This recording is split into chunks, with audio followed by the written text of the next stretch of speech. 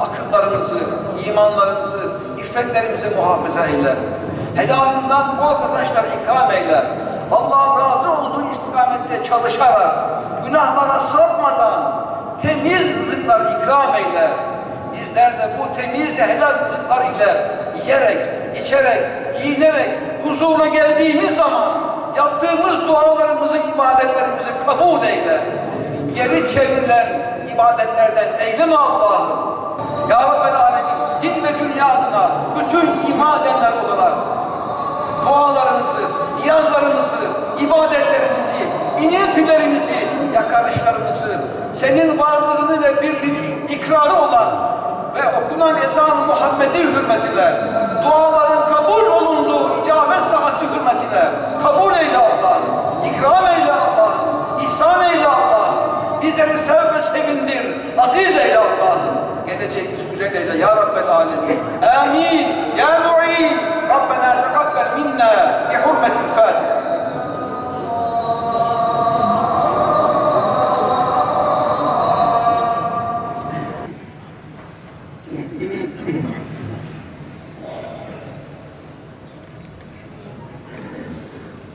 Esselamu Aleyküm ve Rahmetullahi ve Berekatuhu.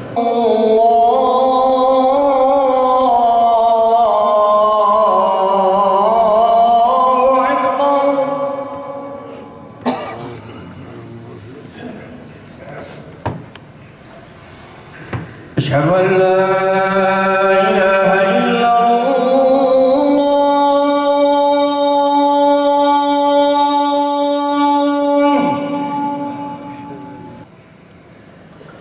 أشهد أن محمدا رسول الله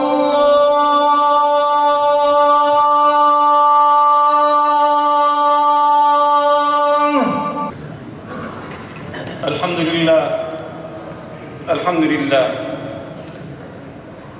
الحمد لله نحمده ونستعينه ونستغفره ونعوذ بالله من شرور أنفسنا ومن سيئات أعمالنا من يهد الله فلا مضل له ومن يضلل فلا هادي له نشهد أن لا إله إلا الله وحده لا شريك له ونشهد أن سيدنا ونبينا محمدا عبده ورسوله اللهم فصل وسلم على سيدنا محمد وعلى آله وصحبه أجمعين أوصيكم بتقوى الله وطاعته إن الله مع الذين اتقوا والذين هم محسنون أعوذ بالله من الشيطان الرجيم بسم الله الرحمن الرحيم إنما يعمر مساجد الله من آمن بالله واليوم الآخر وأقام الصلاة وآتى الزكاة ولم يخش إلا الله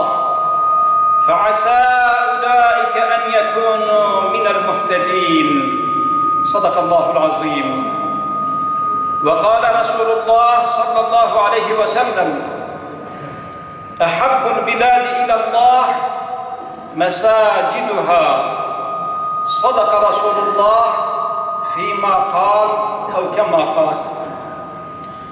Muhterem Müslümanlar, okuduğum ayet-i kerimede Rabbimiz Celle Celaluhu şöyle buyuruyor: Allah'ın mescitlerini ancak Allah'a ve ahiret gününe iman eden, namazı dosdoğru kılan, zekatı veren ve Allah'tan başkasından korkmayan kimseler imar eder. İşte doğru yolda olmaları umulanlar bunlardır. Okuduğum hadis-i şerifte ise Allah Resulü sallallahu aleyhi ve sellem şöyle buyuruyor: beldelerin Allah'a en sevimli olan mekanları camilerdir. Aziz müminler, İslam medeniyeti cami merkezli bir medeniyettir. Camiler tarihten günümüze sosyal hayata şahitlik eden, İslam beldelerinin etrafında hayat bulduğu, mümin yüreklerin kendisinde buluştuğu mübarek yerlerdir. Mahallelerimizin kalbi, şehirlerimizin ruhu ve ümmeti Muhammed'in güvenli yuvasıdır. Camilerimiz sadece ibadetlerimizin değil, aynı zamanda tarihimizin, örf ve adetlerimizin iç içe geçtiği merkezlerdir. Muhterem müminler, Allah Resulü sallallahu aleyhi ve sellem cami ve mescit yapılmasına ayrı bir önem vermiştir. Resul-i Ekrem sallallahu aleyhi ve sellem Mekke'den Medine'ye hicret ettiğinde ilk olarak Mescid-i Nebevi'yi inşa etmiştir. Yesrib'i Medine'ye çevirmiş. Mescid-i Nebevi'yi ilmin beşiği kılmıştır. Rahmet Peygamberi imar ettiği bu mescitle cami merkezli bir şehir modeli ortaya koymuş, cami ile hayat arasında güçlü bir bağ kurmuştur. Allah Resulü sallallahu aleyhi ve sellem asr-ı saadetten itibaren ulaştığı toprakları adalet, hikmet, merhamet, huzur, güven ve bilgiyle yoğuran İslam medeniyetinin temellerini bu mescitte atmıştır. Mescid-i Nebevi'nin içinde ayırdığı Suffe isimli özel bir bölümde kendisini ilme ve ibadete adayan genç ve özverili bir grup sahabi güzide bir neslin öncüleri olmuştur. Allah Resulü sallallahu aleyhi ve sellem bir hadis-i şeriflerinde kalbi mescitlere bağlı olan kimseleri Rabbimizin kıyamet günü arşın gölgesinde gölgelendireceğini müjdelemiştir. Müminleri şehirlerin göz bebeği olan camileri imar etmeye ise şöyle teşvik etmiştir. Her kim ki Allah için bir mescit bina ederse Allah ona cennette bu mescidin benzeri bir köşk bina eder. Yeme içme, alışveriş bizler için ne kadar gerekli ve anlamlı ise camilerimizi hayatımızın merkezine almak da o kadar gerekli ve değerlidir.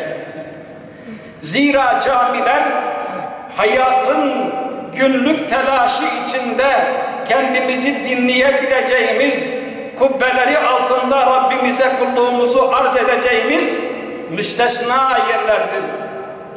Müslümanlar olarak kardeşliğimizi pekiştirmeye, birlik ve beraberliğimizi sağlamlaştırmaya vesiledir.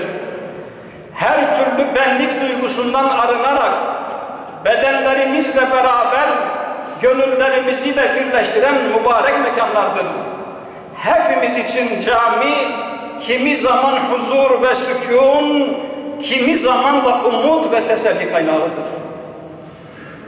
Aziz Müslümanlar, minarelerimizden yükselen ezan sesleri bizi sadece vakit namazlarımızı eda etmeye çağırmaz.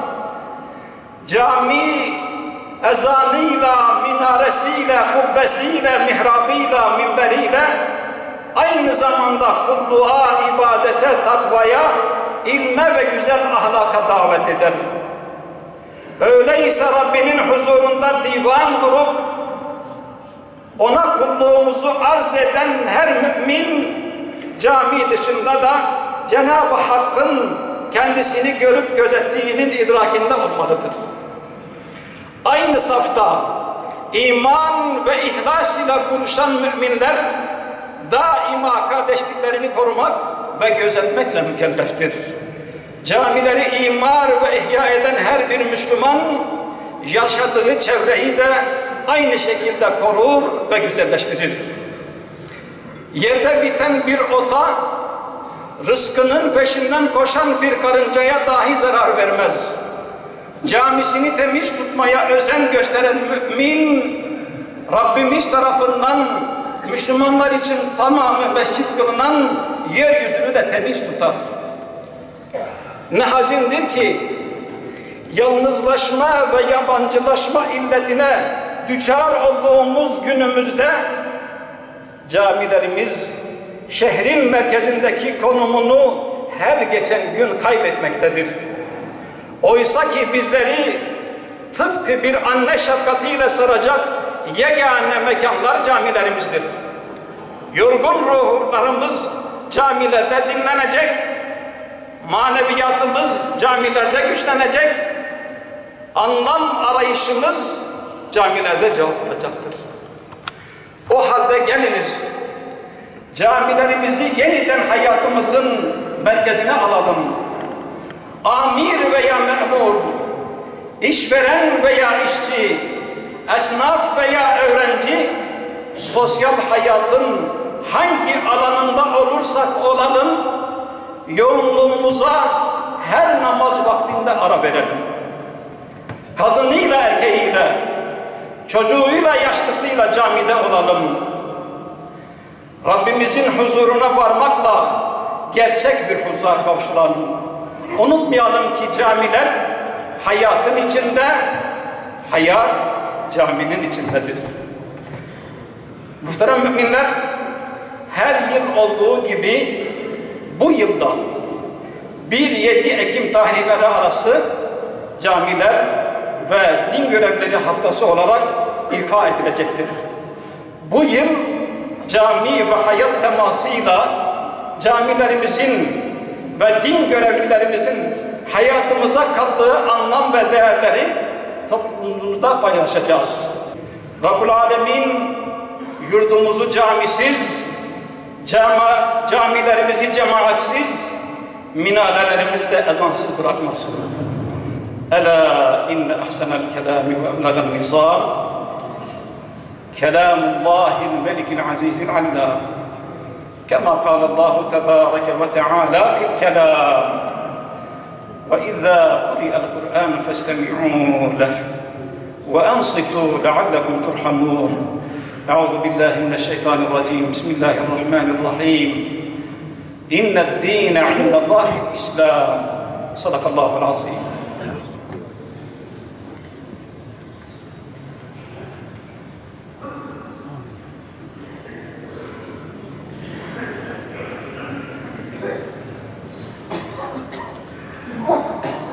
Elhamdülillahi hamdel kâmilîn.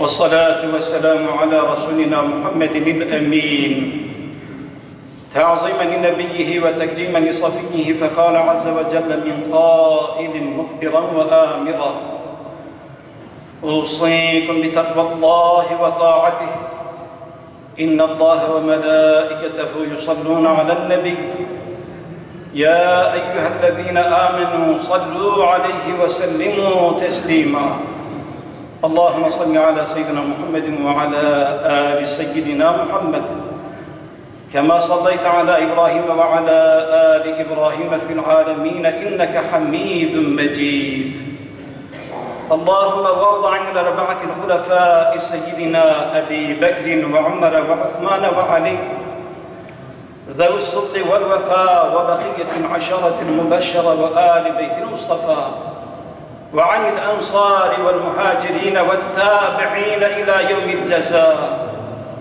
اللهم اغفر للمؤمنين والمؤمنات والمسلمين والمسلمات الأحياء منهم والأموات اللهم انصر من نصر الدين واخذل من خذل المسلمين اللهم أهلك الكفرة والمشركين أعداءك أعداء الدين اللهم نكس أعلامهم وشتت جموعهم آمين والحمد لله رب العالمين عباد الله إن الله يأمر بالعدل والإحسان وإيتاء ذي القربى وينهى عن الفحشاء والمنكر والبغي يعظكم لعلكم تذكرون Sadakallahul azim. Şüphesiz Allah-u Teala her işte adalet, iyilik yapmayı ve akrabaya yardım etmeyi emreder. Fahiş fiillerden, fena hallerden ve azgınlıktan men eder. Tutasınız diye size böylece vaaz-ı nasihat eder. Allahu Ekber, Allahu Ekber. Eşhedü en la ilahe illallah. أشهد أن محمدا رسول الله. حي على الصلاة حي على الفلاح.